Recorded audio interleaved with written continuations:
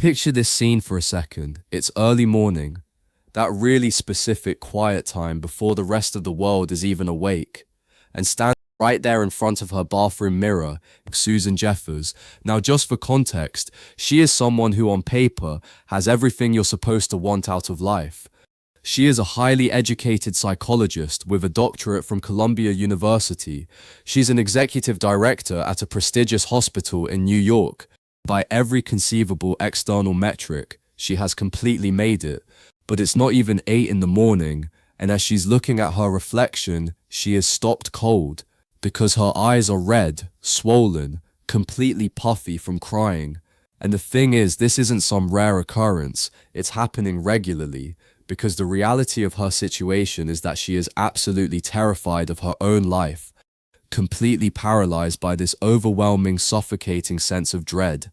But on this specific morning, something changes. She doesn't shrink back into the terror this time. Instead, something inside of her just snaps. It isn't a gentle realization. It isn't some quiet epiphany. She literally looks at her own reflection and starts shouting out loud, not whispering, not just thinking it. She shouts, "Enough, enough, enough." Today we are unpacking Feel the Fear and Do It Anyway by Dr. Susan Jeffers. Published back in 1987, this book somehow still manages to know exactly what is going on inside your head right now. And we are not just working through the original text today. We are pulling from modern research that dissects the architecture of these concepts and pairing that with some incredibly raw, vulnerable accounts from real people wrestling with these exact ideas in real time. It is a rich collection of material, bridging decades of psychological thought. To tackle all of it properly, we are going to move through 9 distinct chapters of essentially rewiring your brain. And I want to set the mission straight right now. This is not about motivational fluff. We are not dealing with toxic positivity here. Nobody is telling you to just smile through the pain. The goal today is to surgically dismantle the way you perceive fear, transforming it from a barrier that induces total paralysis into a compass. A compass that points directly toward your own personal growth. Now, going back to that opening image of the mirror moment, it completely cuts through the illusion of success. Because Susan Jeffers, this highly accomplished professional, is literally screaming at herself in a bathroom mirror before 8 in the morning, and you listening right now might not have literally screamed at a mirror lately, but you have almost certainly experienced your own version of that exact moment. Maybe you've sat in a parked car with the engine running, gripping the steering wheel, totally unable to make yourself get out and walk inside a building. Or maybe you've laid awake at 3 in the morning, staring at the ceiling, running that relentless, agonizing loop of what ifs. What if I fail this project? What if they realize I'm a fraud? What if I'm just not enough? Fear wears a different outfit for everyone, but that underlying vibrating sensation of dread, that is universal. And that universal sensation is the exact phenomenon Jeffers dedicated her whole life to understanding. She didn't approach this as some distant academic exercise. She was living inside that panic every single day, despite all of her outward success. Her turning point came when she stopped trying to solve the problem of fear and started questioning the nature of the problem itself. She realized that trying to eradicate fear was a fool's errand. Instead, she asked, what if fear isn't actually the problem? What if everything we have been conditioned to believe about this emotion is fundamentally backward? Now, we are so heavily conditioned to view fear as a vital alarm system. It is essentially the biological equivalent of a smoke detector in your house. If the smoke detector goes off, you don't sit on the couch and ponder it. You assume there's a fire and you evacuate. The alarm commands immediate action. But here's the problem. What are you supposed to do when the smoke detector starts screaming every single time you try to make a piece of toast? When the alarm system loses its calibration, it becomes a cage rather than a shield. If we look at the evolutionary biology behind this, that threat detection system in your brain, specifically the amygdala, evolved to protect you from immediate physical predators. You touch a hot stove, it burns. The alarm sounds, you pull your hand back. That keeps you alive, makes complete sense. But society evolved infinitely faster than our neurology did, so now our brains apply that exact same life or death, adrenalized logic to sending an email, asking someone on a date, raising your hand in a boardroom, the system is misfiring, because the physiological cascade feels exactly the same. The racing heart, the shallow breathing, that overwhelming urge to flee. So we interpret the threat as identical to a predator, and we pull back. Jeff has realized that the goal isn't to rip the smoke detector out of the ceiling. We still need it sometimes. The goal is to recognize that in the modern world, the sensation of fear itself is not the actual problem we need to solve. And that brings us to the first big idea in this book, what I'm calling the lie nobody corrects. This one completely flipped my understanding of anxiety when I first worked through the material.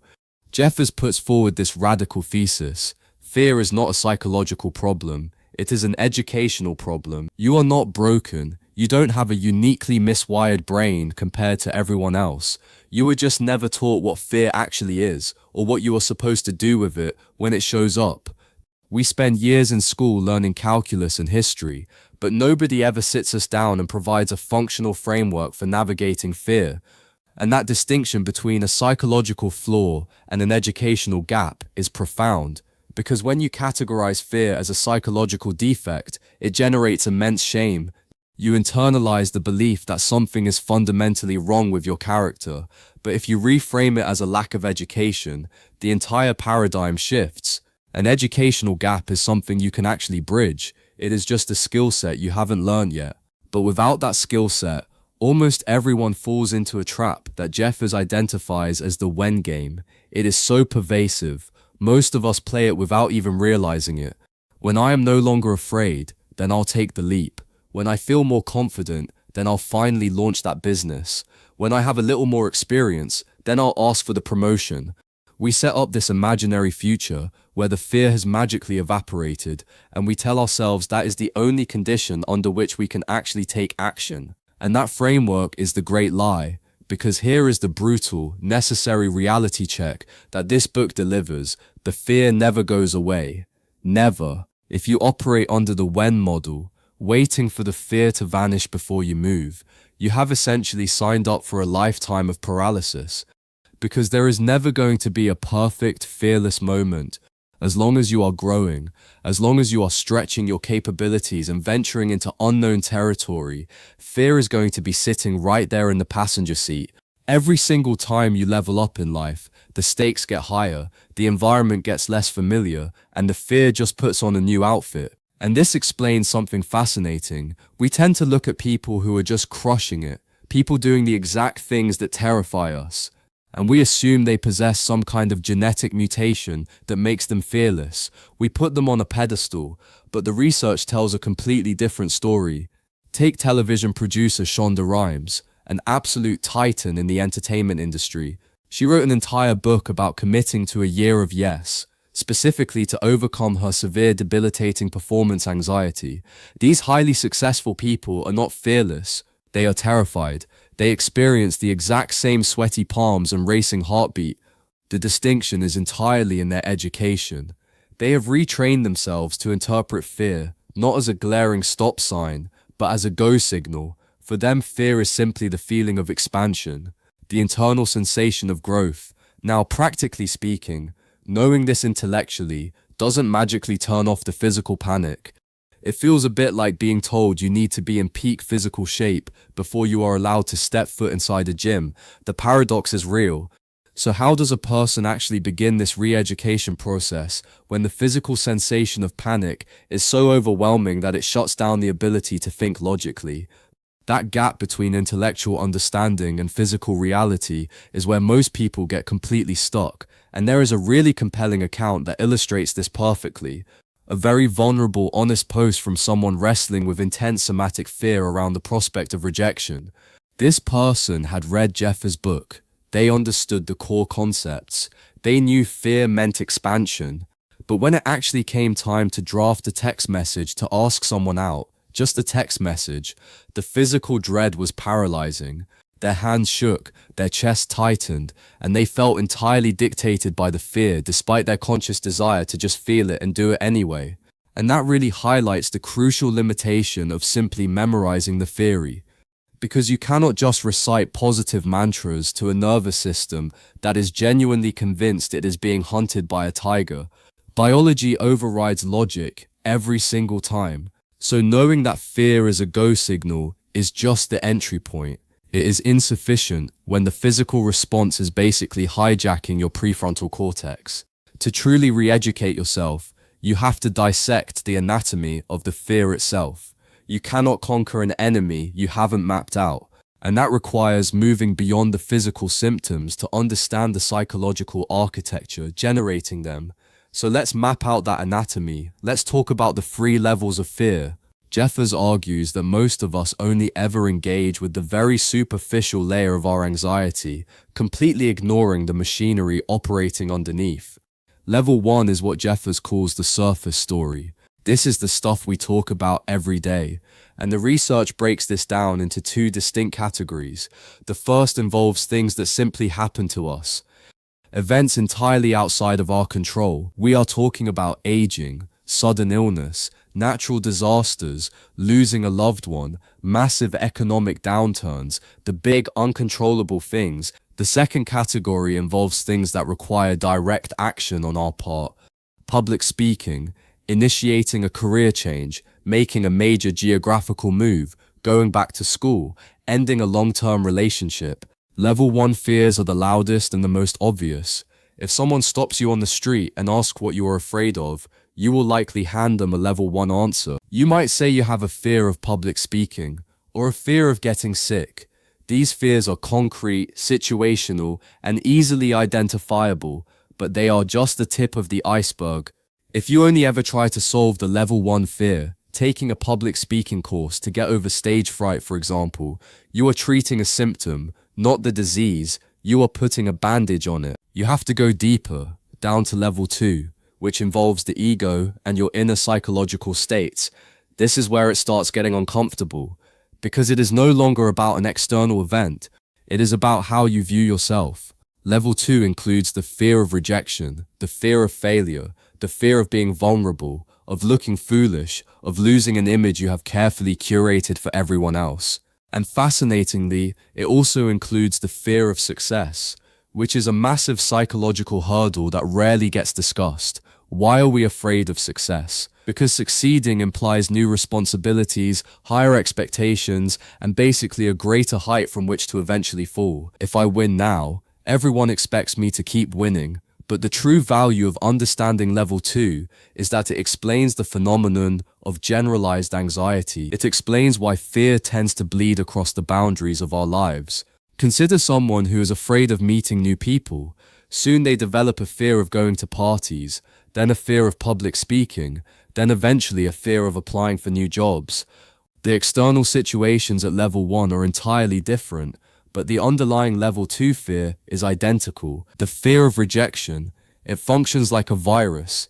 It doesn't stay contained in one area.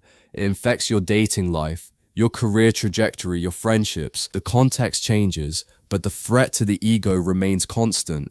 And just when you think you've hit the bottom of it all, you haven't, because underneath everything is level 3, the absolute core, the one the research is unanimous on. At the bottom of every single fear you carry, no matter how complex it seems on the surface, there is just one simple, devastating phrase: I can't handle it. That is the bedrock of all fear.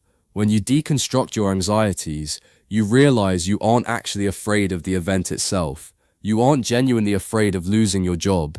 You are afraid that if you lose your job, you will be financially destitute, seen as a failure, and you won't be able to cope with the devastation. You aren't terrified of your partner leaving you. You are terrified that if they do, the subsequent loneliness will completely destroy you and you won't be able to handle it. The core issue is a fundamental lack of trust in your own resilience. Think of it this way. It is as if we walk through life operating under the assumption that we are made of glass. We constantly try to pad the walls around us so we don't shatter. But if we genuinely believed otherwise, if we had this foundational confidence that we were equipped like a psychological Swiss Army knife, capable of adapting to and surviving absolutely anything, the fear would essentially evaporate. That is the ultimate revelation of this book. Jeffers challenges the reader direct. If you possessed an absolute certainty that you could handle whatever life threw your way, what would you possibly have to fear? The only logical answer is nothing. And this completely reorients the goal of the whole journey. Because the objective of rewiring your brain is not to figure out how to micromanage the external world so that bad things never happen to you. That is an impossible, exhausting task. The true objective is to cultivate an indestructible trust in your own internal capacity to handle adversity. You are shifting your primary life strategy from, I need the world to be safe and predictable, to I am resilient enough to navigate whatever comes. That reframing is monumental. It takes all that frantic energy we spend trying to control our environments, our partners, our careers, and redirects it inward toward building our own capacity, which is a much better use of energy. Now let's talk about the 5 truths, the fundamental laws of fear. Truth 1. Fear never goes away. As long as you continue to grow, we have established that one. The expanding comfort zone always pushes against fear. Every new level, every new outfit. Truth 2. The only way to get rid of the fear of doing a specific thing is to go out and do it. Truth 3. The only way to feel better about yourself is to go out and do it. We constantly wait for confidence to arrive so we can take action, but Jeffers flips this completely. Confidence is the result of action. It is the byproduct of surviving the attempt. Action precedes belief. Truth 4. Everyone else is experiencing fear on unfamiliar territory too. You are not uniquely flawed. Those first 4 truths dismantle the myths we tell ourselves about bravery. But it is truth 5 that delivers the critical blow to our avoidance strategies. Truth 5 states, pushing through fear is less frightening than living with the underlying fear that comes from a feeling of helplessness. That is a heavy sentence, and it requires a very honest conversation about the hidden cost of avoidance, because avoidance feels fantastic in the short term. When you cancel the date you were terrified of, or decide not to have that difficult conversation with your boss, the immediate sensation is pure relief. The pressure valve releases, and that relief is highly addictive, but it is entirely deceptive. Here is why. Every single time you approach a scary situation and then choose to retreat, you are sending a highly specific message to your nervous system. You are confirming to your amygdala that the situation was in fact too dangerous to handle and that running away was the correct survival strategy. You are validating the misfiring alarm. Over time, as you accumulate these tiny acts of avoidance, your comfort zone incrementally shrinks. Your world becomes physically and psychologically smaller, and beneath that fleeting sense of relief, a chronic, creeping sense of helplessness takes root. You begin to slowly hardwire the belief that you are an incapable person. Think of it like ignoring a slow leak in the plumbing of your house. The immediate relief of not having to deal with a plumber, not paying the bill, not tearing up the drywall to find the source, that feels great on a random Tuesday. You put a bucket under it and watch TV, out of sight, out of mind.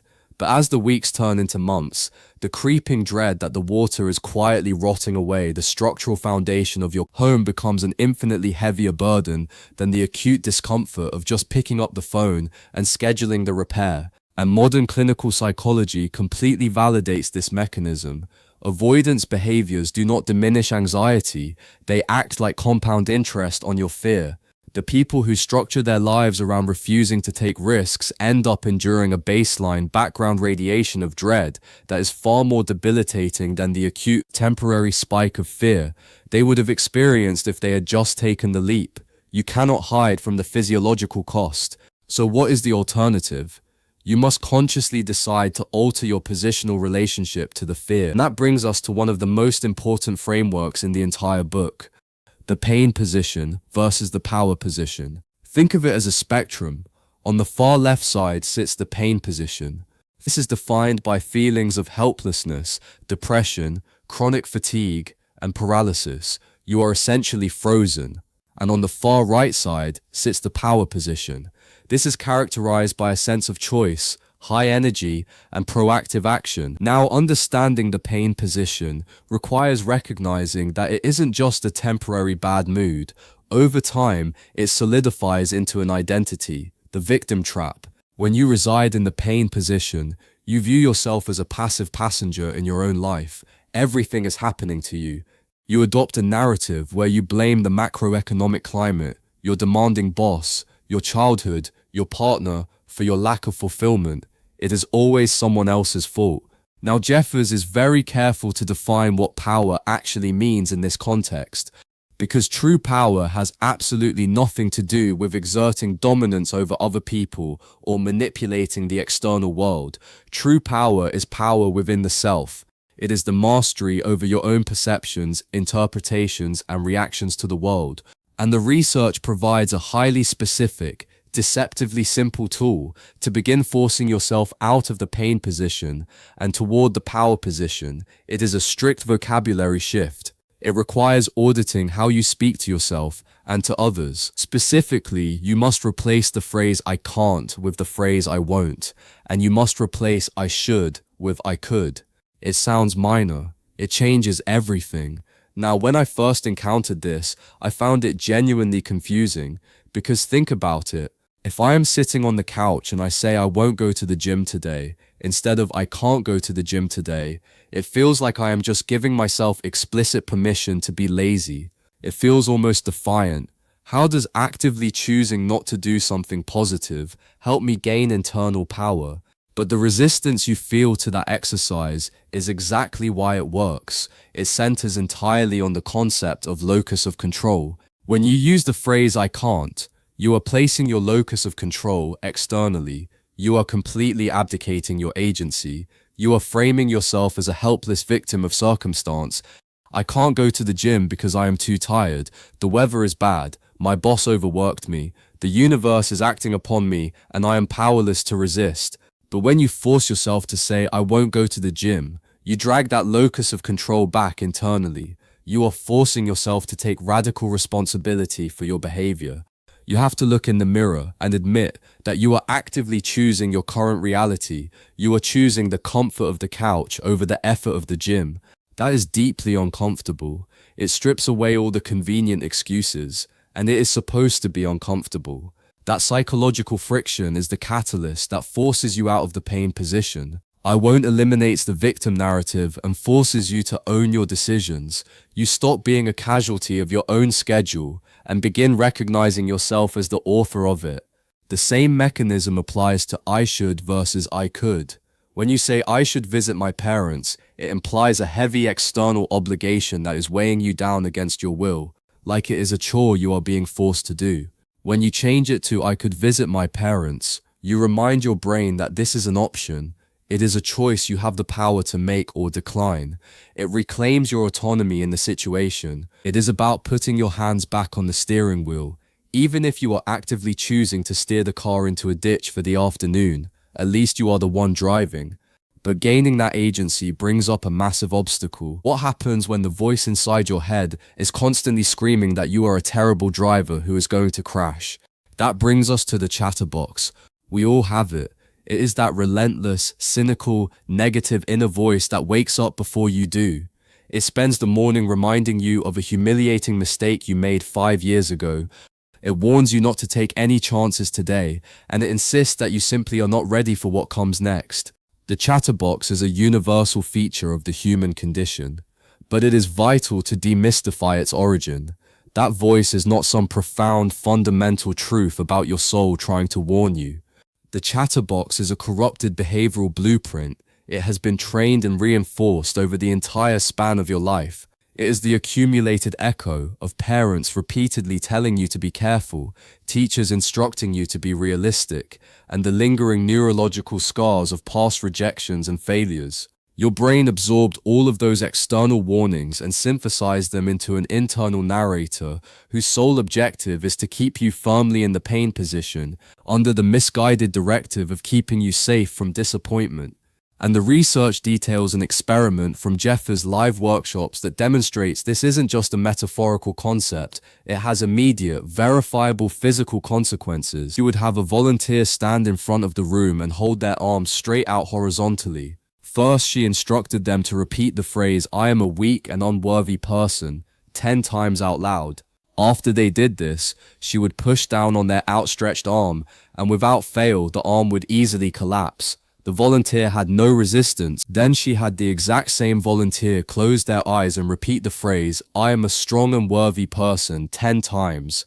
When she tried to push their arm down a second time, it was incredibly rigid, immovable. Now, reading that initially made me highly skeptical. It sounds like a parlor trick or stage hypnosis, but looking at the mechanics of it, it is actually a demonstration of how our thoughts physically alter our biology in real time.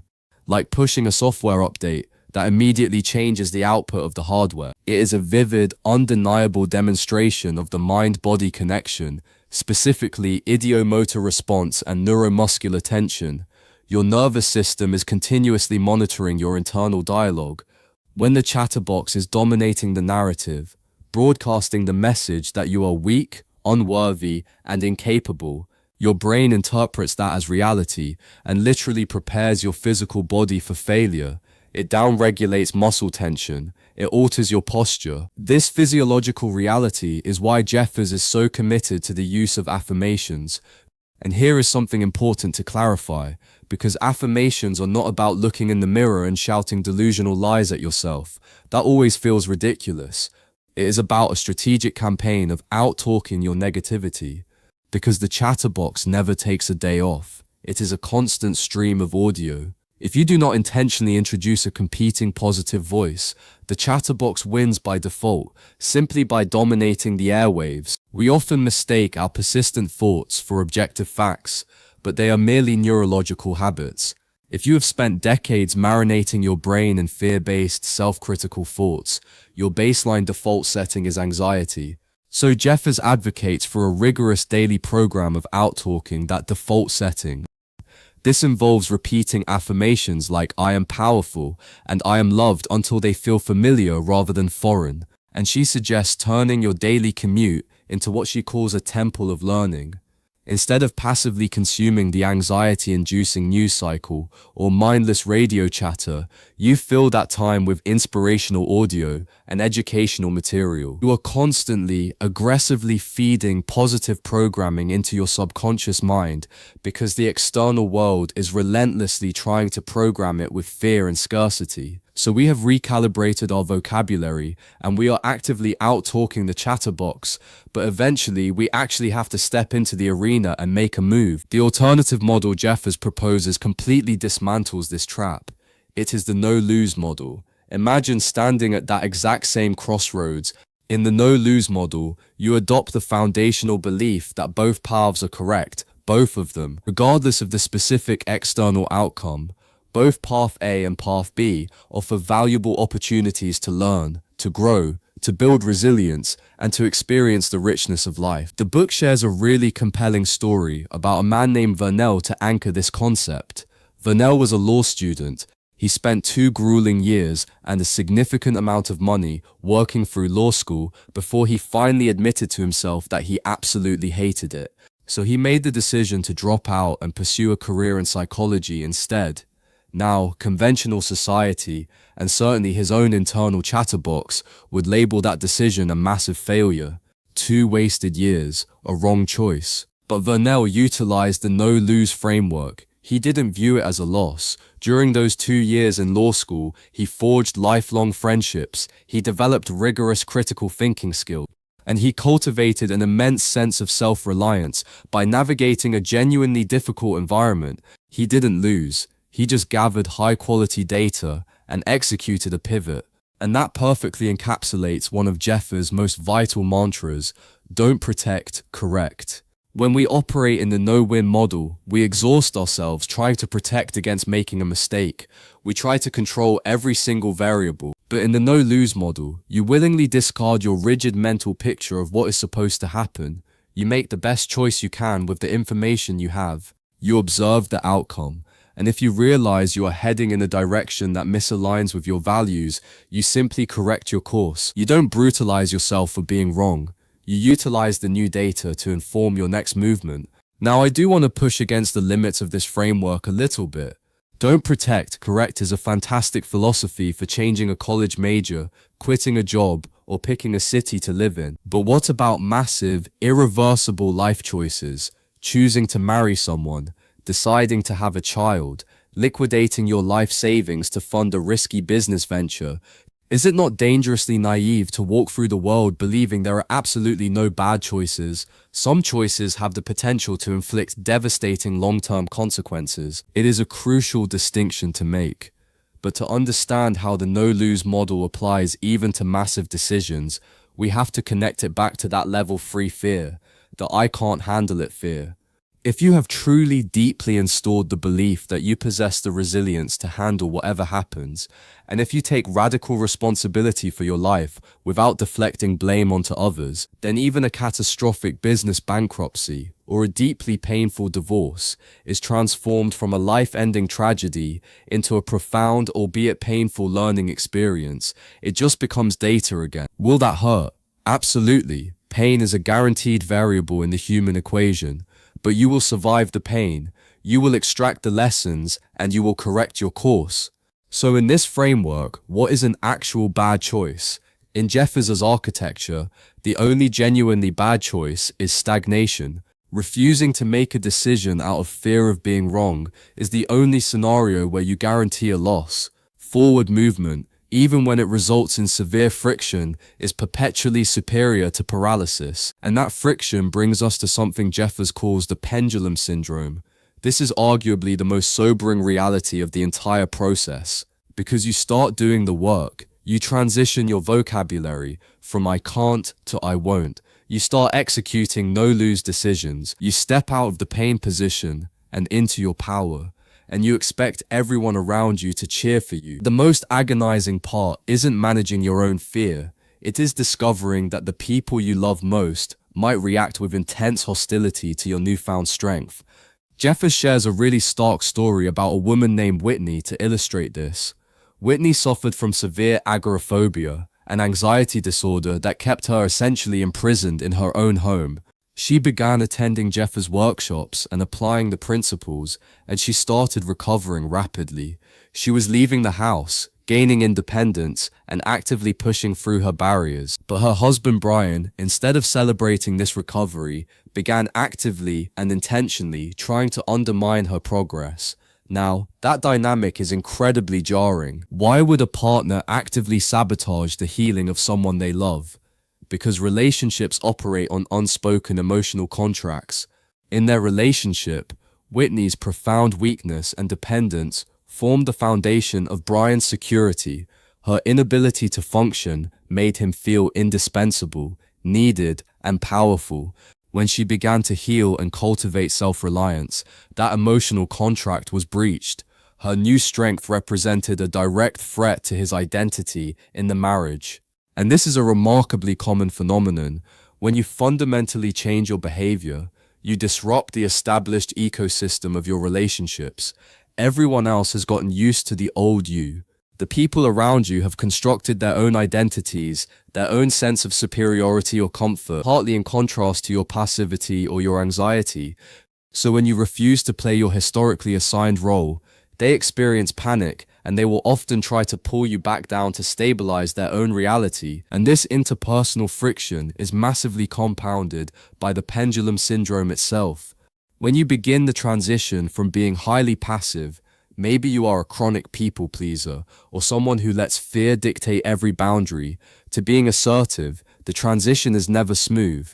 You do not magically leap from passivity and land perfectly in the center of healthy, balanced assertiveness. You swing wildly, like a pendulum released from a great height. During this transition, you will likely swing all the way into being aggressive, obnoxious, hyper-defensive, and perhaps even genuinely unkind before gravity eventually pulls you back into a stable, healthy balance. Think of it like learning to drive a car with a manual transmission. You are not going to smoothly shift through the gears on your first attempt. You are going to grind the gears horribly. You are going to stall out in the middle of a busy intersection. It is going to be a deeply jerky, uncomfortable ride for everyone in the passenger seats before you finally develop a feel for the clutch. You are absolutely going to grind the gears of your relationships as you learn to operationalize your new power. You might lash out at a minor request, snapping that you don't have to do anything you don't want to do, simply because you are so terrified of slipping back into your old patterns. It is a necessary overcorrection. The critical takeaway here is the expectation of this friction. It is a feature of the process, not a bug. You must give yourself and others a degree of grace as you swing through that aggressive phase, but simultaneously, you must become intentional about auditing your environment. You need to actively construct a support system of people whose own emotional security is not threatened by your growth. People who will applaud your forward momentum rather than drag you back to the starting line just to ease their own discomfort. Cultivating that environment requires a profound degree of acceptance regarding the reality of the people and situations around you. And that acceptance moves us into the next big idea, saying yes to your universe. This is a challenge to practice radical acceptance. Asks us to say yes to whatever life hands us, rather than exhausting our energy resisting the reality of change or wishing the past were different. Jeffers uses extreme, undeniable examples to demonstrate its power. She recounts the story of Charles, a patient she encountered while working in a rehabilitation hospital. Charles had endured a life of severe poverty and had been left completely paralyzed by a gunshot wound. In the beginning, Charles embodied the absolute extreme of the pain position. He was consumed by rage, profoundly helpless, and adamantly refused to participate in any form of physical or psychological therapy. He was screaming no at his reality, but through a long process, he eventually made the conscious choice to say yes. He accepted the finality of his paralysis, not as a defeat, but as the unchangeable baseline of his new reality. Once he stopped fighting the wheelchair, he started participating in life again. He eventually joined the staff at the hospital, discovering a profound, resonant purpose in counseling others, a purpose he later stated he never would have found if he hadn't been shot. The research also brings up Viktor Frankl in this context, the psychiatrist who survived the horrors of the Nazi concentration camps and subsequently authored Man's Search for Meaning. Frankl found profound meaning and spiritual autonomy in the absolute darkest, most degrading circumstances humanly possible. He possessed zero control over his physical environment, but he realized he retained absolute sovereign control over his internal psychological response. By saying yes to the horrific reality of his suffering, by acknowledging it without denying it, he was able to endure it while keeping his humanity intact. And while those are extreme examples, the mechanics apply to our daily frustrations too. On a practical physiological level, Jeffers suggests a somatic technique to help induce this state of acceptance. When you notice yourself internally resisting a situation, when you are complaining, catastrophizing, or wishing a problem would just disappear, she recommends physically nodding your head up and down while consciously, deliberately relaxing the musculature in your body from your jaw down to your toes. Releasing the physical tension of resistance helps signal to the brain that the fight is over and acceptance can begin. Now, I do want to address the most common criticism of this idea. Does saying yes to terrible, unfair situations not run the risk of turning you into a passive pushover? It flirts dangerously close to toxic positivity, where you blindly pretend everything is wonderful while your house is actively burning to the ground. But Jeffers invites us to examine the alternative. She asks a piercing question: is chronic negative thinking actually any more realistic? Research shows that the vast majority of the catastrophic scenarios we worry about never actually come to pass. So why choose the misery of preemptive pessimism? More importantly, saying yes to your universe is definitively not about condoning malicious behavior, ignoring injustice, or remaining in an abusive environment.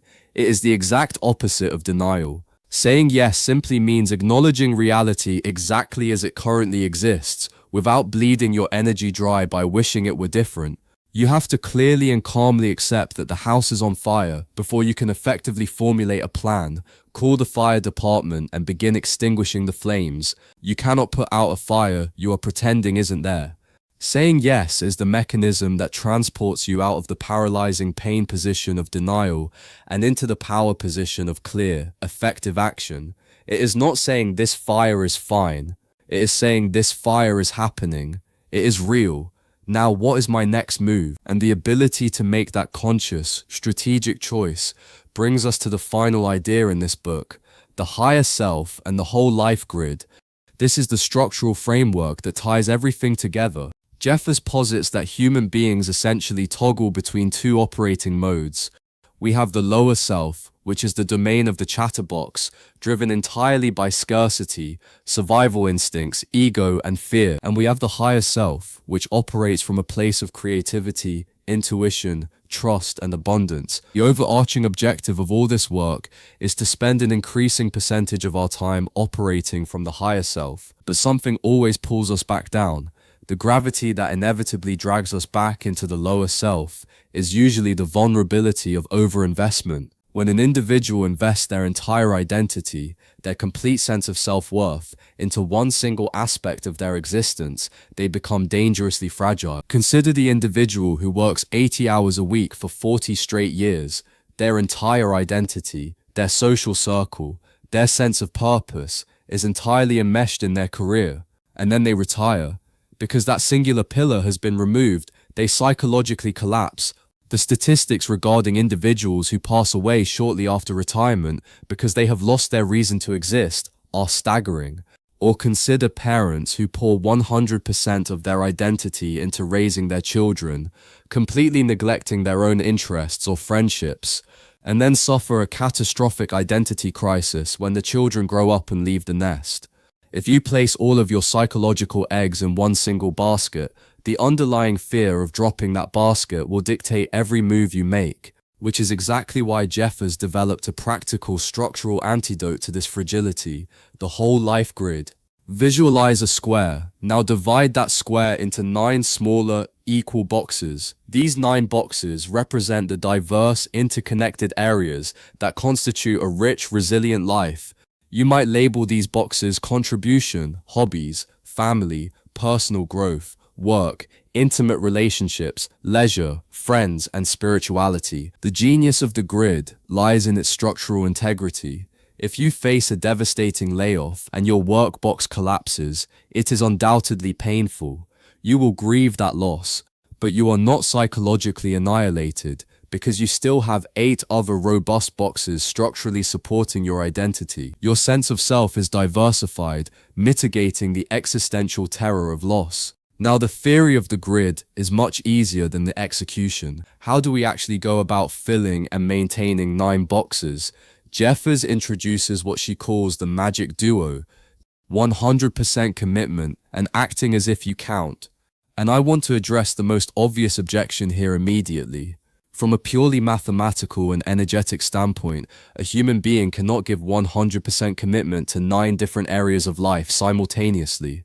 You would experience total systemic burnout within a week. It sounds like trying to run 9 separate marathons at the same time. But that is not what Jeffers means by 100% commitment. When she says 100% commitment, she is not talking about the division of hours in a day. She is not suggesting you work a 24-hour shift while simultaneously being parent of the year, mastering a foreign language, and maintaining a bustling social life all in the same afternoon. Her definition of 100% commitment is absolute presence. It is the practice of total immersion in the current moment. When you are sitting in the friends box, having a cup of coffee with someone you care about, you are 100% there. You are not checking your work emails under the table, and you are not agonizing over a family dispute. You are just with your friend. When you take a vacation and enter the leisure box, you completely and entirely abandon the work box. By directing 100% of your cognitive and emotional attention to whichever specific box you are currently occupying, you effectively silence the chatterbox, because the chatterbox needs you to be distracted to work. It requires you to be anxious about the future or guilty about the past to survive. Full immersion locks you firmly into your higher self. It is entirely about the depth of your engagement, not the impossible division of your time. So, let's pull back and look at the full journey. We started with a vivid image of a woman crying in a bathroom mirror, overwhelmed by the seemingly insurmountable terror of her own existence. From there, we walked through the profound paradigm shift that fear is not a psychological defect, it is an educational compass, indicating areas of necessary growth. We learned how to identify the 3 levels of fear, realizing that at the absolute core, we are simply terrified that we won't be able to handle what comes next. We learned how to step out of the pain position of victimhood and into the power position of agency by radically altering our daily vocabulary. We examined the mechanics of outtalking the relentless negativity of our internal chatterbox. We explored the freedom of making no-lose decisions where every potential outcome is simply viewed as valuable data for the next step. We braced ourselves for the inevitable friction of the pendulum syndrome when the people around us resist our evolution. We practiced the art of saying yes to whatever reality hands us, moving from denial into action. Finally, we constructed a sturdy, diversified whole-life grid to protect our identity from the paralyzing fear of loss. It is a masterclass in the architecture of human resilience, and if there is one singular core takeaway to carry with you from all of this, it is this.